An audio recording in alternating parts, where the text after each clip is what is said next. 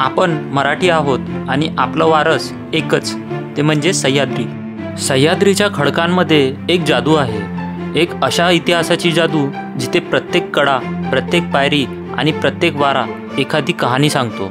आणि त्या कहाण्यांमध्ये एक गड जो शतकानुशतके ताट उभा आहे, तो म्हणजे लोहगड. मावळ प्रदेशाच्या कुशीत वसलेला हा गड सह्याद्रीच्या खडकांमध्ये जणू लोखंडासारखा ताट रोवून उभा आहे. याच गडावरून इतिहासाने पाहिलं मराठ्यांचं शौर्य, त्यांच्या स्वराज्याचं स्वप्न आणि त्या स्वप्नाला वास्तवात आणणारा पुरुष, जो म्हणजे छत्रपती शिवाजी महाराज.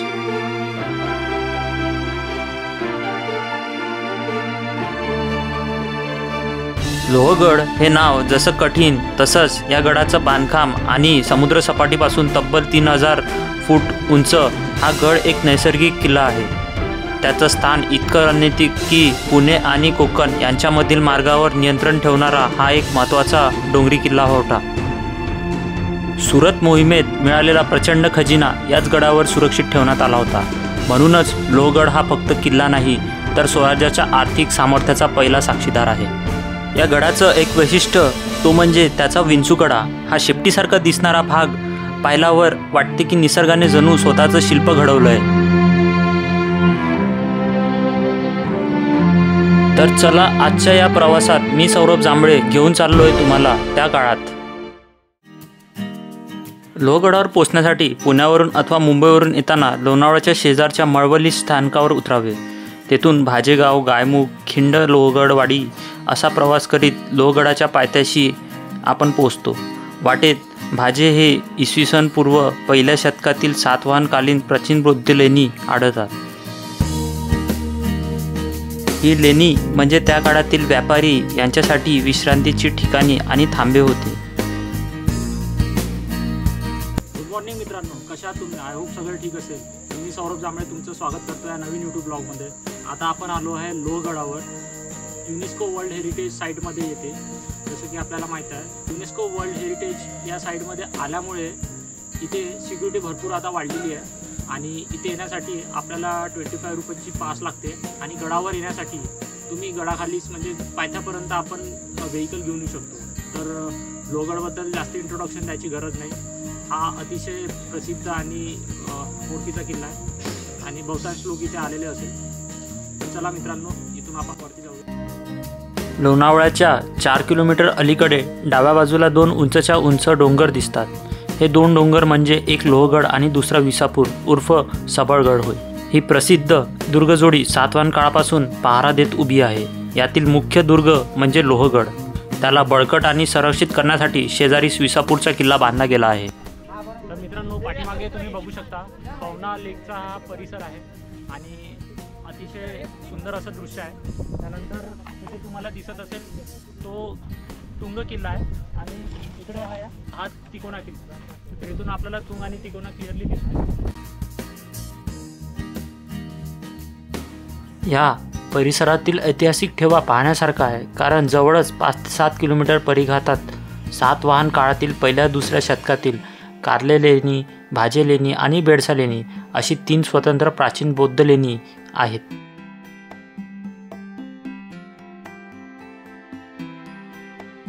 लोहगड हा व्यापारी मार्गावर लक्ष ठेवण्यासाठी बांधला गेलेला किल्ला होता.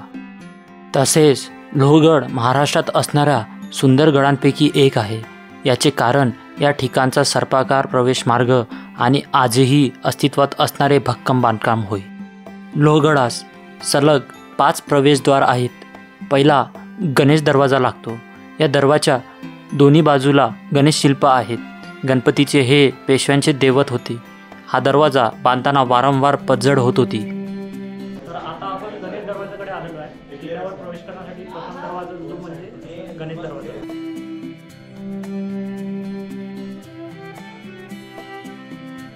दरवाजाच्या वरती आल्यावर उजव्या बाजूने आपल्याला इथे 3 तोफ दिसून येतात. तोफेच्याच बाजूला आपल्याला हे एक छोटीशी रूम दिसून येते. तर इथे आपण म्हणू शकतो की सैनिकाला थांबण्यासाठी आणि दारूकोठा जमा करण्यासाठी हे खोली असावी. लोहगड आणि विसापूर या दोन्ही गडांची जडणघडण साधारण 2000 वर्षापासून सातवाहन, चालुक्य, राष्ट्रकूट, यादव या काळापासून आहे. बहामनी सत्तेचे 5 तुकडे झाल्यानंतर मलिक अहमदने निजामशाहीची स्थापना केली. त्या काळात त्याने अनेक किल्ल्यांसोबत लोहगड ताब्यात घेतला. त्यानंतर निजामशाहीचा अस्त झाला. मोगल व आदिलशाही यांच्यात झालेल्या करारानुसार सन 1636 किल्ला आदिलशाहीमध्ये आला. सन 1657च्या धामधुमीमध्ये शिवाजी महाराजांनी कल्याण व भिवंडीसह लोहगड, विसापूर जिंकून घेतले. मात्र हाच किल्ला सन 1665च्या जयसिंग मिर्झा राजे यांच्यासोबत झालेल्या पुरंदरच्या तहात मोगलांच्याकडे गेले. तर गणेश दरवाजावरती आल्यावर डावीकडे वळल्यावर आपण इथे एक सपाट जागेवर येतो.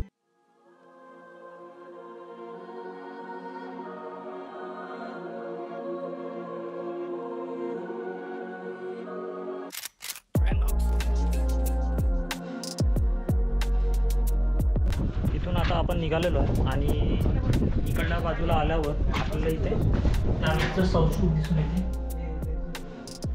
बघू शकता.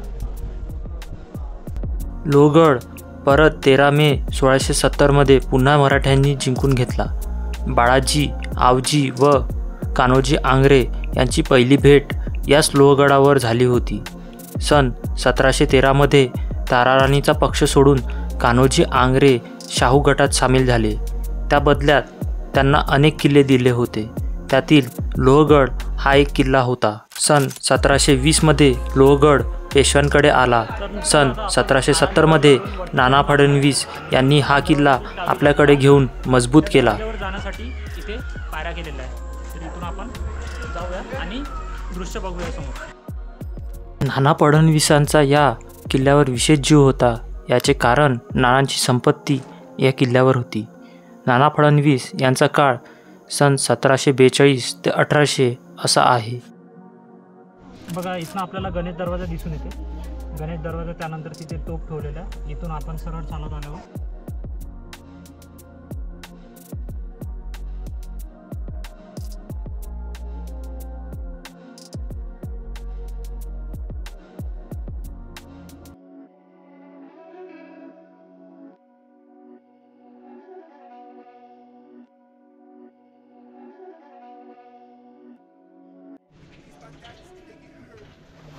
तर आता आपण नारायण दरवाजावरून वरती चढून धान्य कोठारीकडे आलो आहे. इथे 2 धान्य कोठार आपल्याला दिसून येते, ज्यामध्ये पूर्ण पाणी भरलेलं आहे. या कोठ्यांचा वापर एकामध्ये भात व दुसऱ्यामध्ये नाचणी साठवून ठेवण्यासाठी केला जात असे मानले जाते. मात्र धान्य साठवण्याचे प्रयोजन गडावर होऊ शकते. प्रवेशद्वाराजवळ कसे काय असा प्रश्न निश्चित आपल्याला पडतो. वरती आल्यावर आपल्याला 3रा दरवाजा लागते या किल्ल्याचा, तो म्हणजे हनुमान दरवाजा. पाठीमागे तुम्ही जो बघत आहे तो हनुमान दरवाजा आहे. दरवाजाच्या अंदर आपण एंट्री केल्यावर आपल्याला दरवाजाच्या दोन्ही बाजूला देवडा दिसून येतात. इथे एक देवडी आहे आणि या बाजूला पण देवडी आहे. हनुमान दरवाजालाच गडाचा प्राचीन दरवाजा मानतात, कारण बाकीचे दरवाजे नाना फडणवीस यांनी बांधले आहेत. हनुमान दरवाजावरून वरती आल्यावर आपल्याला इथे बाजूला देवडी लागते आणि थोडं समोर गेल्यावर आपल्याला लागते महादरवाजा. तर इकडे हा जो तुम्ही बघत आहे तो महादरवाजा. लोहगडाचा मुख्य व शेवटचा दरवाजा म्हणजे महादरवाजा होय. यावर दोन्ही बाजूस हनुमानाची मूर्ती कोरली आहेत. महादरवाजा ह्या त्यावेळचा असून त्यावर अनकुचीदार खिळे आहेत. लोहगडाचे द्वारसमोर रचना अगदीच आगळीवेगळी व वैशिष्ट्यपूर्ण आहेत. अशी रचना फार कमी ठिकाणी आपल्याला पाहायला मिळते.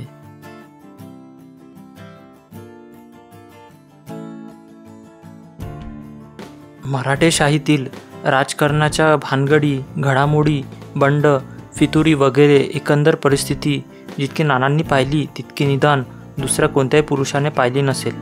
नाना वयाच्या 58व्या वर्षानंतर सन 1800 शेवटच्या काळातील कैदेनंतर हाल अपेष्टा सहन करून मयत झाले. नानाच्या मृत्यूनंतर नानाच्या प्रचंड असणाऱ्या दौलतीवर अनेकांचा डोळा होता. त्यात दुसरा बाजीराव शिंदे यांचाही समावेश होता. मात्र नानाचा मुख्य खजिना लोहगड किल्ल्यावर होता. येथील किल्लेदार धोंडो बल्लाळ निचुरे नानाच्या प्रचंड विश्वासातला होता.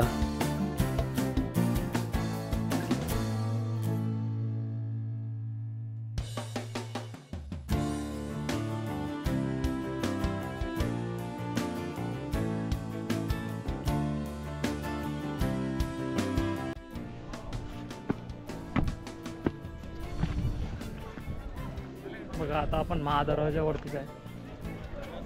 महादरवाज्यातून आत शिरताच एक थडग्यासारखा दिसणारा दर्गा लागतो. दर्ग्याच्या शेजारी सदरचे अवशेष व काही तोफा दिसतात. आता आपण जवळच चुन्याचा घाणा आहे. आणि अंदर आपल्याला इथे 2 कबड दिसून येतात.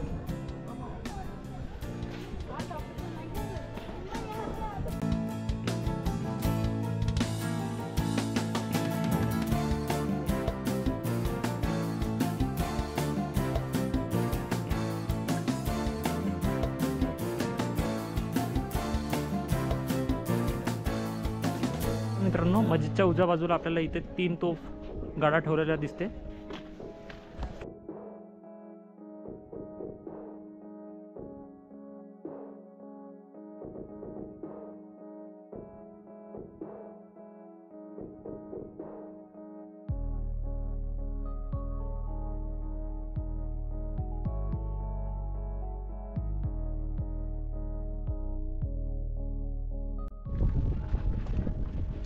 इथे फलक लावलेला आहे, जे की या बाजूने आपल्याला महादेव मंदिर, त्र्यंबक तलाव, सोळाकोनी तलाव आणि विंचूगडा, म्हणजे या बाजूला आपल्याला इतक्या सगळ्या गोष्टी पाहायला मिळतात. तर इथे आपल्याला काही अवशेष दिसून येत आहे.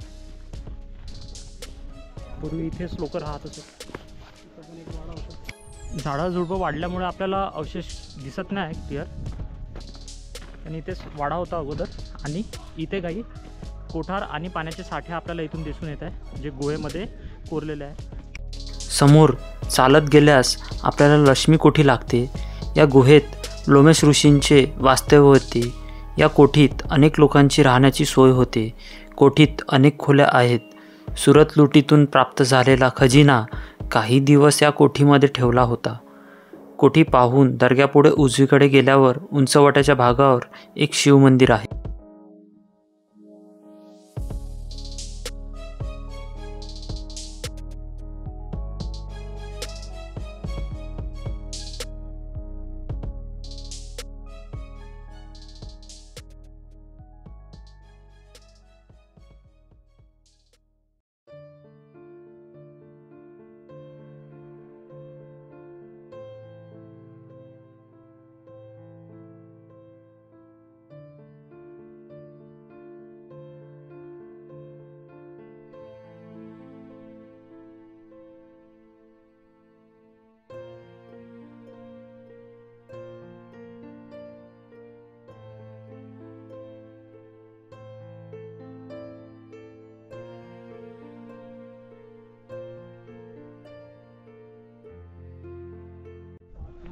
महादेव मंदिराच्या बाजूला आपल्याला त्र्यंबक तलाव दिसून येते.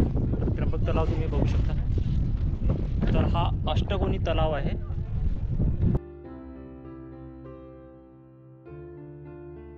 मंदिराच्या पाठीमागेच आपल्याला इथे कातळात खोदलेले हे छोटे छोटे टाके दिसून येतात.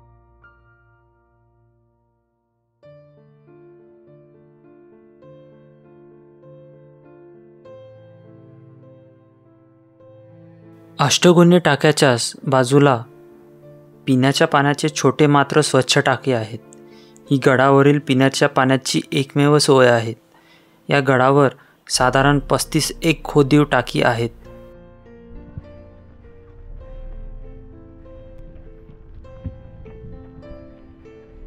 पुढे चालत गेल्यावर नाना फडणवीसांनी एका विशाळ तळ्याची बांधणी केली आहे. हे तळे 16 कोनी आहेत. आता आपण 16 कोनी टाक्यापाशी आलेलो आहे. तर हे जे इथं टाका आहे हे सगळ्यात मोठं टाका आहे या लोहगडवरचं, आणि 16 कोनी टाका म्हणून याला ओळखलं जाते, कारण की याची जी 16 कोन आहे त्यामुळे हे प्रसिद्ध आहे.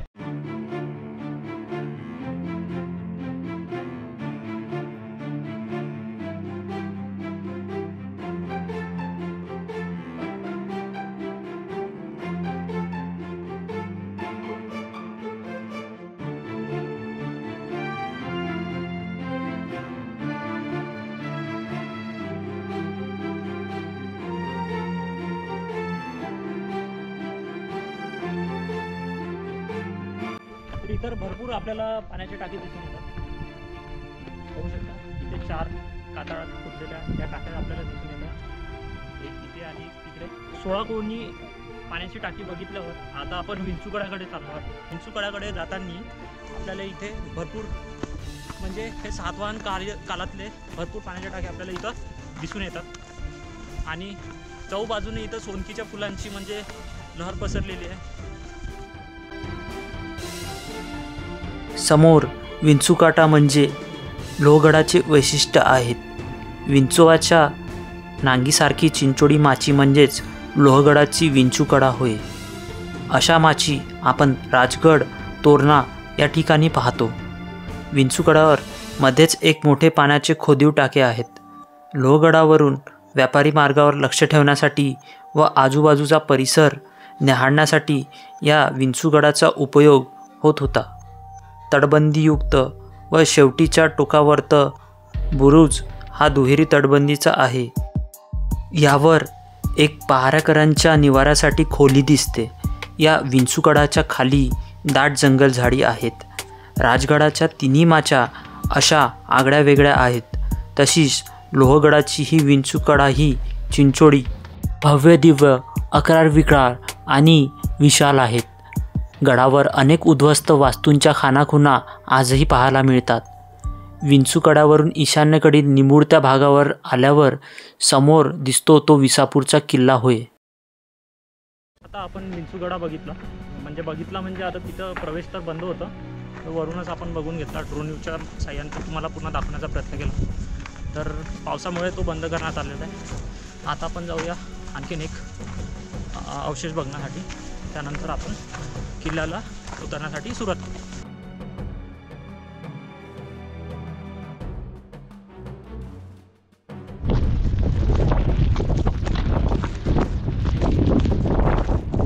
तर मित्रांनो, विंचूकडा पाहून झाल्यावर आता आपण लोहगडच्या सर्वोच्च शिखरावर आलेलो आहे आणि इथे आपल्याला एक कबर दिसून येते आणि बाजूलाच तिथे एक आणखीन मस्जिदचा अवशेष आहे. त्याच्यामध्ये पण आपल्याला एक कबर दिसून येत आहे आणि दोन्ही बाजूला तुम्हाला त्या कबरच्या पाण्याची टाकी दिसून येते.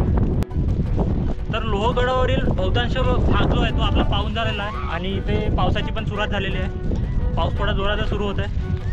तर इथे आपण आपल्या गडाची फेरी पूर्ण करतो आणि जाऊया परतीच्या प्रवासात. मित्रांनो, प्रत्येक किल्ला ही फक्त दगडांची रचना नसते, ती एक जिवंत कहाणी असते. लोहगडाने शतकानुशतके अनेक राजसत्तांचा उदय आणि अस्त पाहिला आहे, पण आजही तो ताठ उभा आहे आपल्या संस्कृतीचा साक्षीदार म्हणून. जर तुम्हाला इतिहास, निसर्ग आणि साहस हे तिन्ही एकाच ठिकाणी अनुभवायचे असेल तर लोहगड तुमच्यासाठी परफेक्ट ठिकाण आहे. सोबतच तुम्हाला तुंग आणि तिकोना यांचंही दृश्य बघायला मिळते याच परिसरात आणि हा पवना लेकचा परिसरसुद्धा तुम्ही एक्सप्लोअर करू शकता.